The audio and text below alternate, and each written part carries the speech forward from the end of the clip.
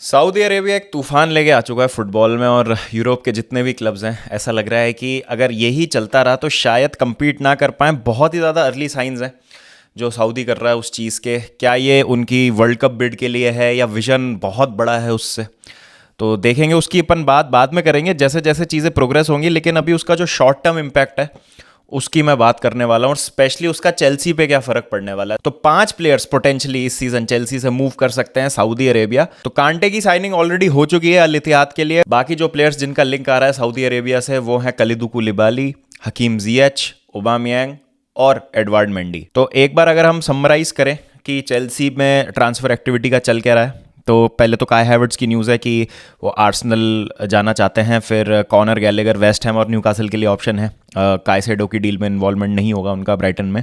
फिर Chelsea man city कोवाचिच deal, इसकी हमने कल बात कर ही ली थी। काय हैवर्ट्स अगेन 60 मिलियन के आसपास डील होगी। अब आ जाते हैं जो सऊदी वाला पूरा चैप्टर चल रहा है चेल्सी से रिलेटेड।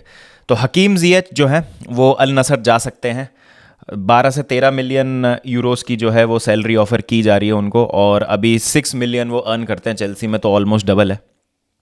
फिर उसके बाद Al Hilal have offered Koulibaly around 25 million per season on a 3 year contract. उसके बाद Al Hilal have submitted a bid for Koulibaly, और फाब्रिज़ियो रोमानो ने ये भी कह दिया था कि अराउंड 20 से 25 मिलियन के रीजन में होगी ये बिड। और चेल्सी ने 31 मिलियन के आसपास खर्च किया था कुलिबाली को लाने के लिए नापोली से चेल्सी। उसके बाद Chelsea and Al Nassr hope to complete the agreement for Hakim Ziyech next week. Al Ahly have made a proposal to sign Edouard Mendy. French clubs also, but Saudi are trying to tempt him. Chelsea will not loan Lukaku back to Inter. The ball is now in their court. They have to try something different or other clubs will enter the race. तो Lukaku की तो देखिए खैर बात ही अलग है। मतलब वो अपने आप में ही एक उपन्यास हैं वो इंसान। तो उनकी बात तो अभी इस वीडियो में नहीं करूंगा, मैं बाद में करूंगा। तो अगर हम सऊदी अरेबिया की बात करें तो 3 प्लेयर्स के सॉलिड लिंक्स आ चुके हैं, जियच, मेंडी और कुलिबाली। और कुलिबाली की तो लगता है कि डील हो जाएगी। और हकीम जियच के लिए भी सऊदी के रिप्रेजेंटेटिव्स जो हैं वो लंदन में हैं नेगोशिएशंस करने के लिए। और एडवर्ड वेंडी भी मुझे लगता है कि मोस्ट प्रोबेबली चले जाएंगे। ओबामयांग का अभी तक कोई कॉन्क्रीट लिंक नहीं आया, लेकिन बातें उड़ना चालू हो गई हैं हवा में, तो वहाँ पे भी डेफिनेटली कुछ वजन होगा। एक खुलासा ये हुआ है अभी रिसेंटली कि जो पब्लिक इन्वेस्टमेंट फंड है, यानी जो सऊदी अरेबिया की स्टेट है, उन्होंने इन्वेस्ट किया हुआ है क्लियर लेक कैपिटल में, जो कि मेजॉरिटी स्टेक होल्डर है चेल्सी फुटबॉल क्लब के। तो इनडायरेक्टली सऊदी अरेबिया ने चेल्सी में भी इन्वेस्ट किया हुआ है। तो वो शायद इसलिए भी मदद कर रहे हैं चेल्सी की इन सब प्लेयर्स को सेटल करने के लिए। तो अगर ये सही बात है तो इसका मतलब ये है कि टॉड बोली इज़ अ जीनियस। फिर से उन्होंने एक लूप होल ढूंढ लिया है और उसका वो फ़ायदा उठा रहे हैं, और चेल्सी की मदद हो रही है। सऊदी को अपने प्लेयर्स मिल जाते हैं, चेल्सी को जिन प्लेयर्स को निकालना है उनको वो करने को मिल जाता है। अपना वेज बिल, अपना जो FFP कंप्लायंस है उसको मैनेज करने को मिल जाता है। और I think it's a win win situation for both the parties involve. तो देखते हैं इसमें क्या सच्चाई है, क्या एक्चुअली इसकी रियलिटी है। बट अगर ये चीज़ है तो काफ़ी इंटरेस्टिंग है, और इसके पीछे की डिटेल्स जानने के लिए मैं काफ़ी इंटरेस्टेड हूँ। तो सऊदी अरेबिया किस तरीके से मूव कर रहे हैं, और अगर मैं एक बार नॉन चेल्सी बात करूं तो यहाँ पर रूबन नेवेस भी अल हिलाल ज्वाइन करने के काफ़ी क्लोज हैं। और बेन जेकब्स ने एक ये चीज़ बताई है कि जो इंडस्ट्री इनसाइडर्स हैं वो काफ़ी सरप्राइज्ड हैं इस मूव से। Many of the targets are available on free transfer और for smaller fee, and the vast majority of names pursued for now are still over 30, but Al Hilal have got a 26-year-old and will pay 55 million euros। तो ये एक बड़ा ही interesting president set करता है आने वाले time के लिए कि अगर रूबेन नेवेस जैसा एक प्लेयर, एक 26-27 साल का प्लेयर जो है, जो अपनी प्राइम में है सपोजिडली, जिसके पीछे काफ़ी सारे क्लब्स इंटरेस्टेड थे, बार्सिलोना से लिंक आ रही थी रूबेन नेवेस की, अगर उनको टेम्प्ट करने में कामयाब हो रही है सऊदी अरेबिया, तो ये फुटबॉल के लिए क्या मायने रखता है बाकी टीम्स के लिए। बाकी जो क्लब्स हैं यूरोप में वो अपने टैलेंट्स को कैसे सिक्योर रख सकते हैं, और क्या ये एक इस तरीके का एग्जाम्पल सेट कर रहा है कि अगर एक मान लीजिए 26 साल के हैं रूबेन नेवेस, लेकिन अगर एक 22-23 साल के प्लेयर को फॉर एग्जाम्पल एक अर्लिंग हालैंड को एक बहुत ही ब्लॉकबस्टर सैलरी मिलती है, एग्जाम्पल ले रहा हूँ मैं हालैंड का, इसका मतलब ये नहीं कि वो चले जाएंगे सऊदी अरेबिया।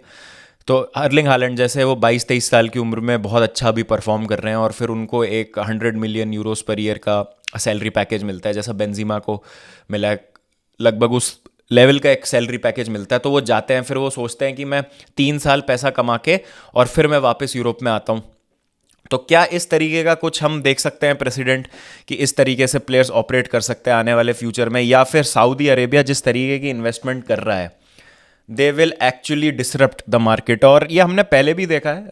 पहले अगर इनिशियली हम बात करें तो south America was the main hub of football. जिस तरीके से शुरू में ब्राज़ील ने डोमिनेट किया था, उसके बाद फिर यूएफए की फॉर्मेशन के बाद और यूरोपियन कप के बाद स्पेशली यूरोप बन गया है, और अभी तक यूरोप बना है। और ऐसा कोई किसी के पास गॉड गिवन राइट नहीं है कि एक अगर जो डोमिनेट करता है फुटबॉल सीन को वही करता रहेगा। आई थिंक अगर सऊदी अरेबिया के पास प्लानिंग है और फंड्स हैं, फंड्स डेफिनेटली हैं, उसमें कोई डाउट नहीं है, तो they can be the best league in the world. और प्रीमियर लीग, ला लीगा, इनको अब ध्यान देने की ज़रूरत है कि किस डायरेक्शन में ये चीज़ें जा रही हैं, और क्या अब हम इसको काउंटर करने के लिए यूरोपियन सुपर लीग का जन्म देख सकते हैं। तो ये इंटरेस्टिंग चीज़ है, लेकिन इसकी हम डिटेल में बाद में बात करेंगे। लेकिन अभी मैं फ़िलहाल ये बात करता हूँ। तो जैसे अगर कांटे चले जाते हैं, मेंडी चले जाते हैं, कुलिबाली, जीएच और मे बी ओबामियांग, ओबामियांग को भी जाना ऑलमोस्ट कन्फर्म ही है। अगर सऊदी नहीं तो कहीं और तो वो जाएंगे डेफिनेटली। तो ये लगभग 1 मिलियन पर वीक के वेजेस हैं जो हम अपने वेज बिल में से हटा रहे हैं।